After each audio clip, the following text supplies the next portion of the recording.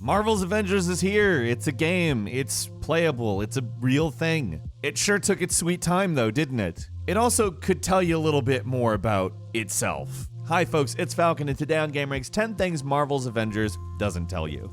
Starting off at number 10, how about some combat tips? This game actually can be kind of hard at times, especially if you're playing solo with AI companions, because, well, they're not people, are they? Here's a few tips that might make things a little easier for you. Sometimes it's more effective to just get away. Like if you're getting swarmed by a bunch of enemies as possible, you'll end up just stun locked to death. So learning to dodge can be very effective, but if you're just getting attacked from every single angle, you're spending more time dodging than actually fighting back. If you get overwhelmed, just go out there and go for more isolated enemies. It's sometimes better and easier to just run outside of range of an attack rather than trying to dodge through it. Most enemies aren't that fast anyways, they're actually pretty slow compared to who you're playing as, so getting away can actually give you a lot of time. Obviously, flying enemies and teleporting enemies are going to be able to catch up with you a lot easier, but that's kind of your opportunity to take care of them before dealing with the close range guys. In general, just a good idea to try to mop up any annoying ranged enemies first.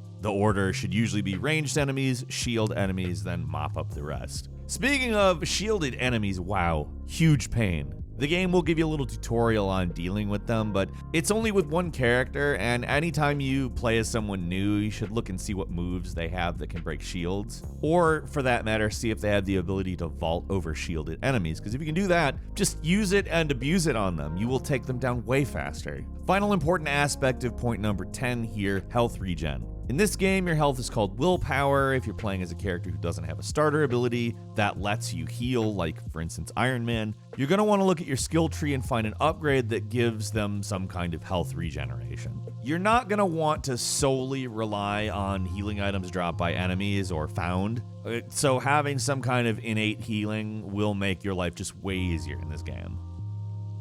At number 9 is upgrading your gear. Now this is a very simple one. The game gives you tons of tutorials on the resources you have to upgrade. So you're probably wondering, should I just upgrade my gear as I find it or should I wait? Here's the answer. Come here. It's free real estate. I mean, wait. Just wait. You're gonna wanna wait until you start seeing gear at like level 130 until you really need to worry about upgrading them. Like it's the drop cap of gear. The actual level cap for gear is around 150, so you want to avoid at least a little grinding, but you do want to hit the gear level cap, and doing that, obviously saving as much resources as you can is going to help big time. Now, if you want to power level, probably the best way to do that without having to spend like a ton of resources is focused on faction quest lines, especially the villain sector missions. You take all the faction quests available and focus on clearing those out. You combine that with clearing the villain mission, and you can almost double a character's power level in just a few hours. And this is through faction rewards and DNA keys, which we will get into a little bit later, so stick around. Of course, there's not actually any reason to be level 150 power level at the moment, so there isn't really any rush, but still, the option's there, and I'm sure when they start adding raids into the game, it's, gonna require a pretty high power level. At number 8, how to clear your daily missions fast. Like, you obviously have lots of daily missions. You get them daily, either for factions or to level up your character's challenge card, but let's say you don't want to spend a whole lot of time on them. Here's a few tips for that. Probably the easiest way to clear daily missions is to play through a character's harm training. It's the best for any daily mission that requires combat, so if you have to do stuff like use a certain power so many times or dodge enemy attacks so many times, just do it in the harm room. It's best to refresh any dailies that'll take too long, like finishing certain mission types or defeating a certain number of uncommon enemies. You get the chance to refresh one daily mission per day, so use it to get rid of the particularly tedious one. Finally, a quick way to complete missions that want you to use your special heroic powers a certain number of times is to just hit a checkpoint with all your powers charged up, use those powers, and then reload your checkpoint and do it again. It's kind of cheating a little bit, but this is, again, easiest to do in the harm missions. They're really the best place to grind in the game.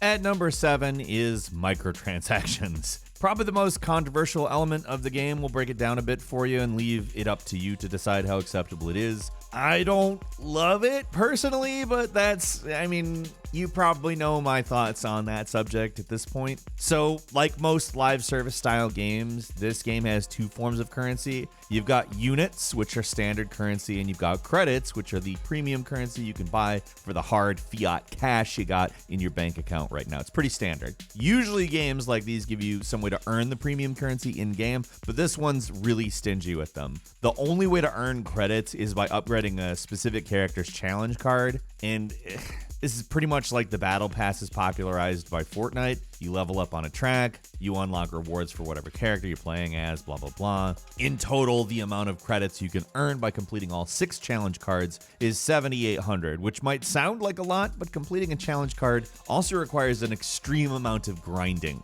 The only saving grace of these things is that, at least unlike a battle pass from Fortnite, you're not on a time limit. You can take as long as you want, but that's also kind of what you need because they're going to take a while. Looking at the marketplace, the cost for cosmetics is like 900 credits for a rare costume and up to 1,400 for a legendary. So 1,400 credits. Like I said, the max you can do on challenge card is 7,800. So, that's the equivalent also of $14, which is pretty pricey, even in a game like this. There are other ways to acquire costumes, of course. You can get them with units, the in-game currency, but they're, again, pretty expensive, and certain costumes are definitely locked to the full-on premium store. So with all this said, you're most likely not going to be able to unlock a lot of these costumes without spending some actual cold hard cash. That's just the bottom line. The way the cookie crumbles. The way the gamer gets annoyed with the game. At very least, none of it is pay to win. So we do at least have to acknowledge that. So if your priority isn't costumes, if you just play these games kind of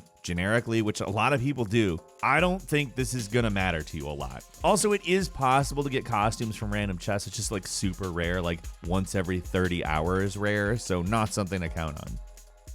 At number 6 is secret mission tips that we can share with you. There are some secret missions you can unlock in this game. You can get them by finding vault coordinates and secret bunkers found in Warzone missions. You find the coordinates and you unlock missions called vault missions. Makes sense, vault coordinates, vault missions, Repeating these missions can be really useful, though, if you want to complete certain challenges or just collect a lot of good loot. Vault coordinates can be found in a few different ways. One, in shield chests in certain missions. Sometimes you'll get them as rewards for progressing through faction quest lines as well. What's unique about these vault missions is they contain DNA chests, which can give you really good rewards, but require DNA keys dropped by certain bosses.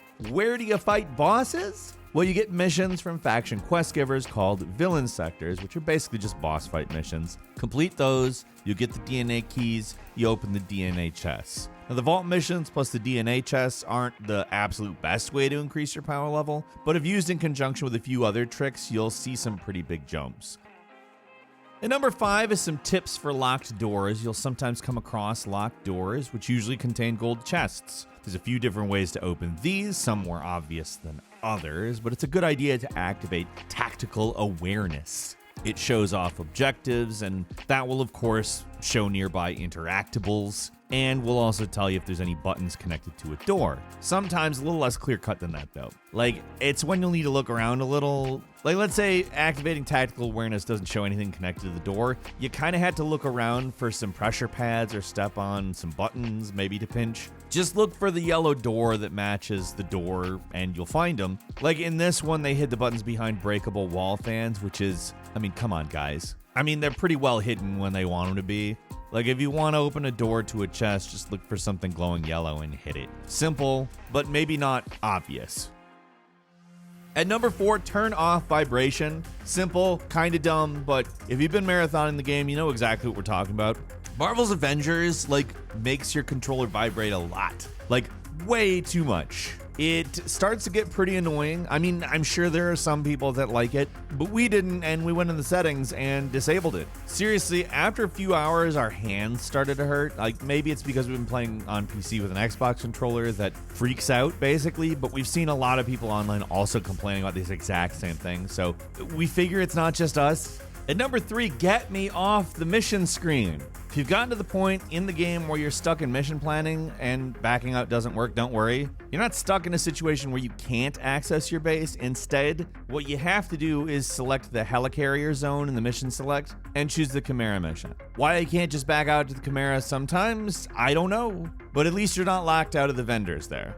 At number 2, how to turn on quick match. This might seem obvious, but it's actually something that can be easily missed. When you first start the game, you're given the option to sign up for a Square Enix account. If you skip it, like I'm sure a lot of people are doing, then matchmaking is going to be turned off by default. Essentially, that means you're playing solo. It's nice that the game doesn't have a lot of really intrusive online components like Anthem, for instance, but they might have gone a little overboard here. What you actually have to do to play with people online is go into options and manually set the matchmaking to on. You'll find it in the gameplay tab under settings, and you will see the quick match option appear when on the war table. We've seen a couple of people confused by this, and we definitely sympathize with it, so we thought it'd be worth mentioning here. And finally, at number 1 is AI companions. A lot of people probably going to be using AI companions for missions, and let me just say that they're not the smartest. I alluded to it very early in this video, but they ain't people. They are very noticeably not people. But there are a few things you can do to help yourself out just a little bit if you're stuck using them. Well, okay, one big thing. Use Hulk. For whatever reason, AI companion Hulk is a lot more useful than the other AI companions. He's usually the last to go down, he's great for distracting enemies, and generally, he's more effective than the others. Not necessarily effective for completing objectives like hack a computer or protect a VIP, but good at distracting enemies while you're running around doing the busy work. On the flip side, any of the smaller, less range-focused characters like Ms. Marvel are just terrible at AI. She tends to get taken out more and just generally seems less effective. I don't know, maybe it's bad luck on our part, but it never went well with her. She just seems bad. Hulk, I can just tell you it's not a fluke though. He's definitely the best. Just have him on your roster if you're playing with AI. It will help you. So how's your time been going in this game? Leave us a comment, let us know. If you like this video, click like. If you're not subscribed, now's a great time to do so. We upload brand new videos every day of the week, and the best way to see them first is, of course, a subscription. So click subscribe, don't forget to click the notification bell, and as always, we thank you very much for watching this video. I'm Falcon, you can follow me on Twitter, Falcon the Hero, and we'll see you next time right here on Game Ranks.